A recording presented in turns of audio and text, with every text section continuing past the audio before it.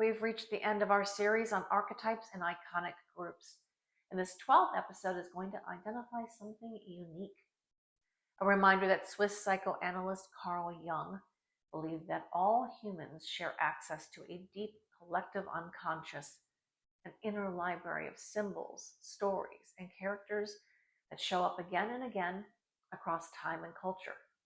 He called these reoccurring motifs archetypes. The hero, the rebel, the caregiver, the sage.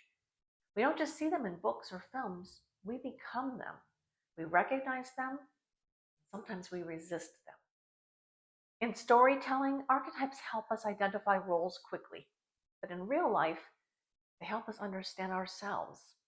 They reveal how we cope, how we connect, and how we carry our wounds. But what if you weren't just one thing? Not just the hero, not just the rebel, not just the lover or the magician. What if you were all of them? This is Archetypes of Success, and today we close our series on archetypal icons with a man who didn't belong to any group and yet transcended everyone. David Bowie, the chameleon, the starman, the artist who gave form to the formless and showed us that the greatest myth we'll ever live through is the one we create ourselves. David Bowie was not just an archetype, he embodied them all, as we all do. Across his life, he inhabited all 12 of the classic Jungian archetypes, sometimes one at a time, sometimes many at once, each arrival a metamorphosis, each exit a ritual. His shape-shifting was just more public. In Space Oddity, he was the explorer, ever drifting from gravity, from genre, from expectation. He launched Major Tom into the void not to escape the Earth, but to get a better look at it. Bowie didn't wander for answers. He wandered to become the question itself.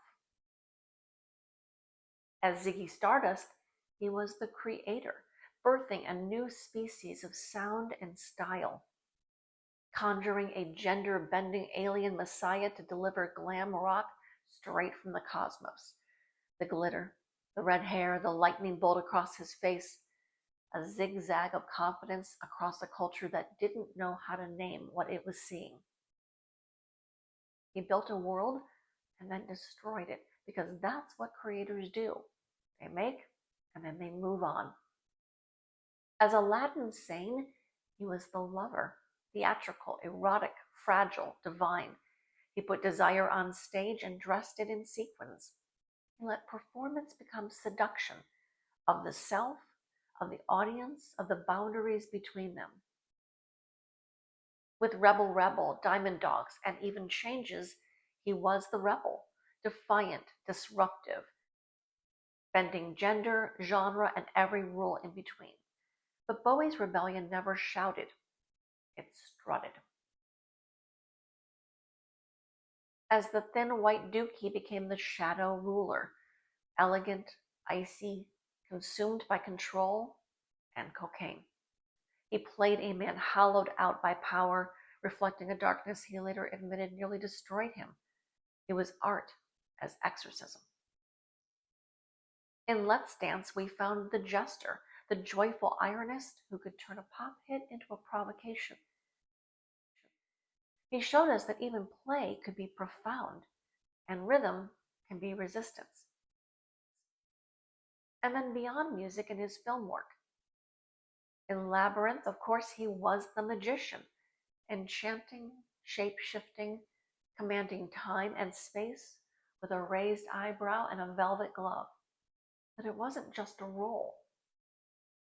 Throughout his career, Bowie moved between identities like smoke, not choosing, but revealing. He wasn't adopting characters. He was disassembling himself, one glittering facet at a time.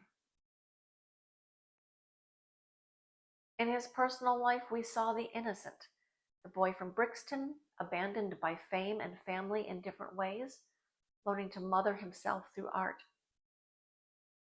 Then learning to be both father and mother for his young son.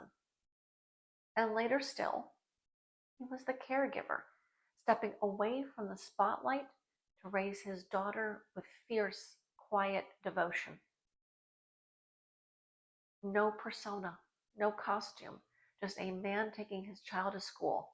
An everyman, something we might never have imagined during the Spiders from Mars days. And later, still with Black Star, released 2 days before his death, he became the hero. Not a superhero, but a very mortal warrior. He turned his own death into a piece of art. The Starman had reached his new home, beyond gender, beyond the stage, and beyond suffering, leaving a final riddle for us all. Most of us live parts of these archetypes without realizing it. We survive, we adapt, sometimes we perform. But Bowie didn't just feel these patterns, he amplified them. He flayed himself open and let the archetypes flood out like sound and starlight. And in doing so, he did something most people never dare to attempt. He made meaning out of metamorphosis.